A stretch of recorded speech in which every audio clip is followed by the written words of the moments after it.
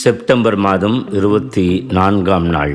வாக்கு எஸ்ரா புத்தகத்திலிருந்து. என்று அவர் யாவே தெய்வத்திற்கு முன்னால் வேண்டின ஜெபத்தை குறிப்பிட்டு, எப்படியெல்லாம் கடவுளது கருணை அடிமைத்தனத்திலிருந்து அவர்களை விடுவித்து என்று விடுதலை அளித்து உயிர் பிழைக்கவும், கடவுளின் கோயிலை எழுப்பவும், பாழ் அடைந்ததை பழுது பார்க்கவும், யூதேயாவிலும் எருசலேமிலும் பாதுகாப்பு அளித்து பரசீக மன்னர்கள் முன்னால் தயை கிட்டியதையும் நினைத்து பார்த்து, கடவுளே மது கருணை பெரிது என்று சொல்லி ஜெபிக்கிற ஜெபத்தின் மூலமாக நாம் ஒவ்வொருவரும் ஒவ்வொரு நாளும் இப்படி இறைவன் நமக்கு செய்து வருகிற தன்னுடைய பேரிரக்கம், தன்னுடைய தாராள குணம், நம்மீது வைத்திருக்கிற தனிப்பட்ட அன்பு, இவற்றின் மூலமாக பெற்றுக் கொண்டவைகளுக்கு அவரை போற்றவும், மேலும் நன்றியறிந்த உள்ளத்தோடு கூட ஒவ்வொரு நாளையும் நாம் இறைபுகழ்ச்சியோடு தொடங்க அழைக்க பெற்றிருக்கிறோம் என்பதை உணர நாம் இன்று பாடமாக இந்த இறை வார்த்தையிலிருந்து செய்தியை பெற்றுக் கொள்கிறோம். நற்செய்தியில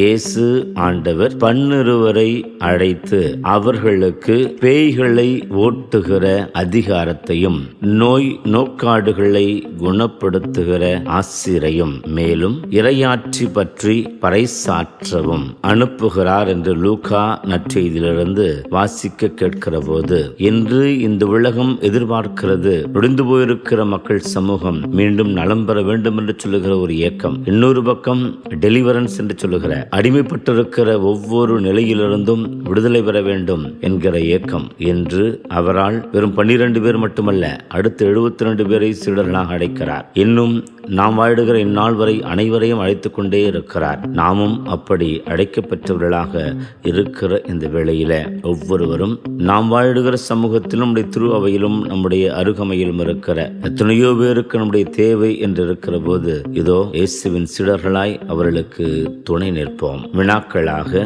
இறையாட்சி பணியில் ஈடுபடும் போது நமக்கு பலமாக இறைவன் இருக்கிறார் என்பதை உணர்கிறோமா? ஆண்டவர் இயேசு சீடர்களுக்கு கட்டளையிட்ட இந்த பணியை போல ஒவ்வொரு நாளும் நமக்கும் பல தனது எதிர்பார்ப்புகளை பகிர்ந்து கொண்டே இருக்கிறார். அதை உணர்ந்திருக்கிறோமா? சிந்திப்போம். ஆமென்.